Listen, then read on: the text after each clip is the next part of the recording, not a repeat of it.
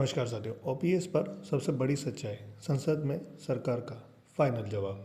जी हाँ साथियों, ओपीएस को लेकर काफ़ी जो अफवाहें या जो भी न्यूज़ चल रही थी तो उसको लेकर संसद में कुछ सवाल जवाब हुए हैं और जिसमें सरकार की तरफ से जो वित्त राज्य मंत्री हैं पंकज चौधरी जी, उनकी तरफ से जो स्पष्ट जवाब दिए गए हैं ओपीएस, यूपीएस और एनपीएस को लेकर, तो उसी के संबंध में हम ये वीडियो बनाई है। तो देख लेते हैं कि क्या क्या जवाब मिले हैं और क्या रहेगा ओपीएस का फाइनल। ओपीएस लागू होगा या नहीं होगा, या सरकार का उसके प्रति क्या रवैया है, तो हम देख लेते हैं क्या है खबर पूरी। तो जो लोकसभा में लिखित में जो जवाब दिए गए हैं सरकार की तरफ से उसमें जो पहला जवाब यहाँ पर दिया गया है उसमें शासन की तरफ से क्लियर कर दिया गया है कि एनपीएस या यूपीएस के अंतर्गत आने वाले केंद्रीय कर्मचारियों के लिए ओपीएस बहाल करने का कोई प्रस्ताव सरकार के पास नहीं है। यानी ओपीएस बहाल करने का कोई भी प्रस्ताव सरकार ने अभी तक तैयार नहीं किया है। ये बयान जो है वित्त राज्य मंत्री पंकज चौधरी द्वारा दिया गया है, जिसमें उनके द्वारा और भी जो बातें कही गई हैं, जिसमें एक है कि जो कर्मचारी एनपीएस या यूपीएस के अंतर्गत आते हैं उनके लिए ओपीएस को बहाल करने में कोई विचार सरकार के पास नहीं है। मतलब साफ है कि ओपीएस पर न कोई कमेटी है, न कोई विचार किया गया है और न ही कोई प्रस्ताव तैयार किया गया है भविष्य में ओपीएस लागू करने को लेकर।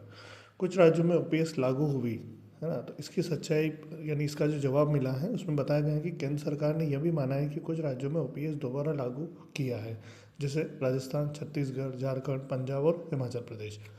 इन राज्यों ने पीएफआरडीए को सिर्फ सूचना दी है, लेकिन केंद्र सरकार ने ओपीएस को मंजूरी नहीं दी है। अगला इसमें है कि एनपीएस का पैसा वापस क्यों नहीं किया जा सकता।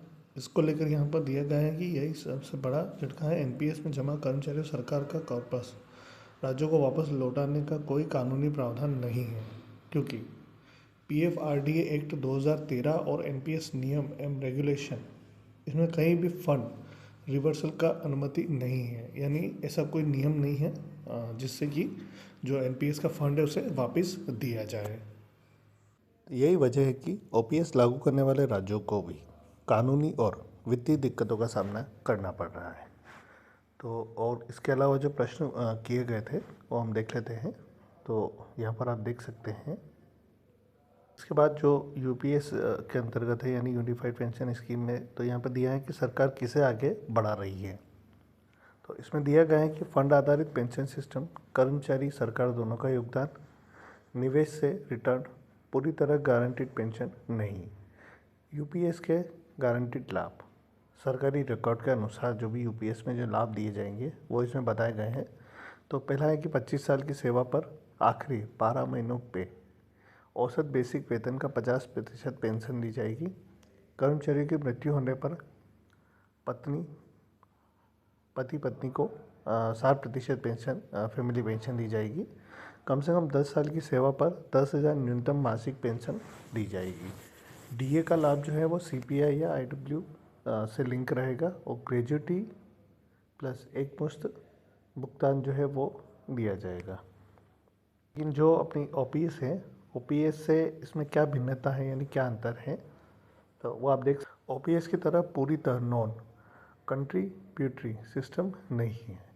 वेतन से कटा पैसा रिटायरमेंट पर सीधे वापस मिलने की गारंटी नहीं है। यानी जो पैसा कटेगा वो सीधे मिलेगा या नहीं मिलेगा उसकी भी गारंटी यहाँ पर नहीं है।